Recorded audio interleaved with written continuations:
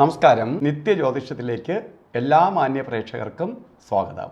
ഇന്ന് 2025 ഏപ്രിൽ മാസം 14-ാം തീയതി 1200-ാം ആണ്ട് മേടമാസം 1-ാം തീയതി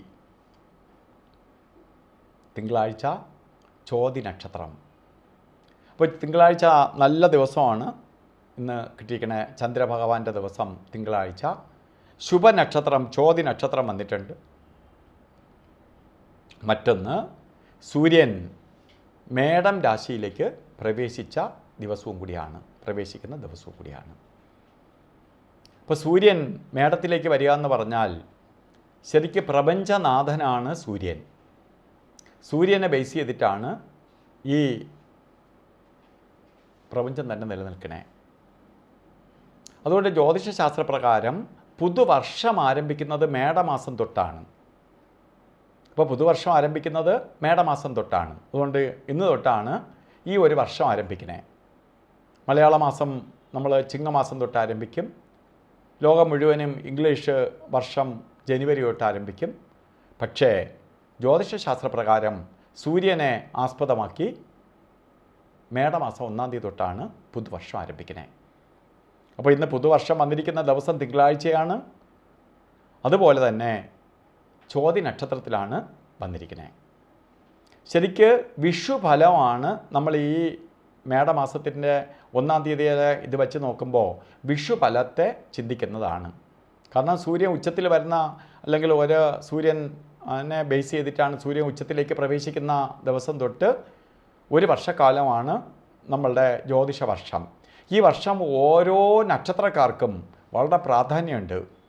ഓരോ നക്ഷത്രക്കാർക്കും എങ്ങനെയായിരിക്കും എന്ന് ഞാൻ വളരെ വിശദമായിട്ട് ഓരോ രാശി വെച്ച് 12 രാശിക്കാർക്കും എങ്ങനെയായിരിക്കും, അവരെന്തൊക്കെ സൂക്ഷിക്കേണ്ടതുണ്ട് എന്ന് എൻ്റെ തന്നെ ഒരു ചാനലുണ്ട്, ആചാര്യ വിഷ്വൽ മീഡിയ. ആചാര്യ വിഷ്വൽ മീഡിയ എന്ന ചാനലിൽ ഞാൻ ഓരോ നക്ഷത്രത്തിനെക്കുറിച്ചും അല്ലെങ്കിൽ ഓരോ കൂറിനെക്കുറിച്ചും വളരെ ഭംഗിയായി നിങ്ങൾക്ക് മനസ്സിലാവുന്ന രീതിയിൽ ഞാൻ ഇട്ടിട്ടുണ്ട്. അത് നിങ്ങളൊന്ന് കാണണം. കാരണം എനിക്കിതിലൂടെ 12 രാശിക്കാരുടെ ഫലമൊന്നും പറയാനുള്ള സമയമില്ല. അതുകൊണ്ടാണ് അതിനെ സെപ്പറേറ്റ് ഇങ്ങനെ ഇട്ടിരിക്കുന്നത്. ഇപ്പോൾ ചാനലുള്ളത് കൊണ്ട് ആ ചാനലിൽ തന്നെ ഇട്ടിരിക്കുകയാണ്. അതുപോലെ ഇന്ന് ബർത്ത്ഡേ വന്നിട്ടുള്ളവർ ഒരു വർഷത്തെ ഫലത്തെയാണ് ചിന്തിക്കേണ്ടത്. വാർഷിക ഫലത്തെ ചിന്തിക്കുമ്പോൾ, ഒരു വർഷത്തെ ഫലത്തെ ചിന്തിക്കുമ്പോൾ വളരെ സൗഭാഗ്യപ്രദമായ ഒരു വർഷമായിരിക്കും നിങ്ങൾക്ക്. അതായത് വീട് വയ്ക്കാൻ, വാഹനം വാങ്ങാൻ, അതുപോലെ ശുഭപ്രദമായ ഓരോ കാര്യങ്ങൾക്ക് ഇറങ്ങാൻ. ജോലിയില്ലാത്തവർക്ക് ജോലിയെ കൊടുക്കും, ജോലിയിലിരിക്കുന്നവർക്ക് ജോലി കയറ്റം കിട്ടും, വിവാഹം നടക്കാത്തവർക്ക് വിവാഹം നടക്കും. അതുപോലെ സൽസന്താന ലബ്ധിക്ക് അനുകൂലപ്രദമായ വർഷമാണ്. അതുപോലെ വിദേശത്ത് ജോലി വാങ്ങാനോ അല്ലെങ്കിൽ നിൽക്കുന്നിടത്ത് തന്നെ മറ്റ് രാജ്യങ്ങളിലേക്ക് പോകാനോ ഒക്കെ ആഗ്രഹിക്കുന്നവർക്ക് ഏറ്റവും അനുകൂലപ്രദമായ ഒരു വർഷമാണ് നിങ്ങൾക്ക് പ്രദാനം ചെയ്ത് കിട്ടിയിരിക്കുന്നത്. അതുകൊണ്ട് നിങ്ങൾ എന്ത് ചെയ്യണം? ഈ മേടമാസവും അല്ലെങ്കിൽ മേടവിഷുവൊന്നും ചിലപ്പോൾ ഇനിയിപ്പോൾ അടുത്ത സമയത്തൊന്നും നമുക്ക് കിട്ടണമെന്നൊന്നുമില്ല. അപ്പോൾ ഇപ്പോൾ കിട്ടിയിരിക്കുകയാണ്. നിങ്ങൾ അതുകൊണ്ട് ഈ ഒരു വർഷത്തെ വേണ്ട രീതിയിൽ ഉപയോഗപ്പെടുത്തണം. നിങ്ങൾക്ക് ഭാഗ്യദായകമായ ഒരു വർഷം തന്നെയായിരിക്കും. അതുപോലെ ഇന്ന് വിഷുവാണ്. ഓരോ കാര്യത്തിന് ഇറങ്ങുമ്പോഴും രാവുകാല സമയം നോക്കിപ്പോണം. 7:50 തൊട്ടാണ് രാവുകാലം ആരംഭിക്കുന്നത്, 9:21 വരെ. അതുപോലെ തന്നെ യമകണ്ഠകാല സമയവും ഗുളികകാല സമയവും നമ്മൾ ഏത് ദിവസമായാലും അവർക്ക് അനുവദിച്ചിരിക്കുന്ന സമയം അവർക്കങ്ങ് വിട്ടുകൊടുക്കുക.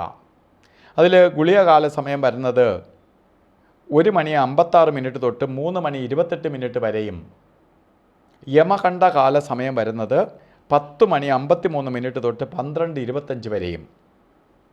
അതുപോലെ അഭിജിത്ത് മുഹൂർത്തം ഇന്നും 12:01 തൊട്ട് 12:49 വരെയാണ്.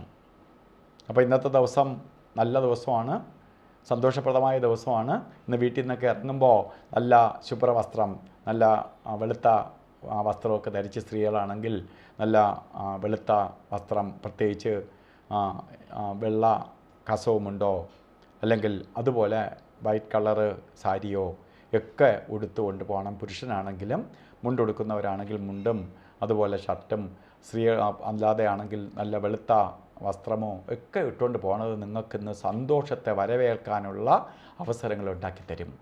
അപ്പോൾ ഇന്നത്തെ ദിവസം എല്ലാവർക്കും വിഷുഫലം ആശംസിച്ചുകൊണ്ട് നിർത്തുന്നു. നന്ദി, നമസ്കാരം.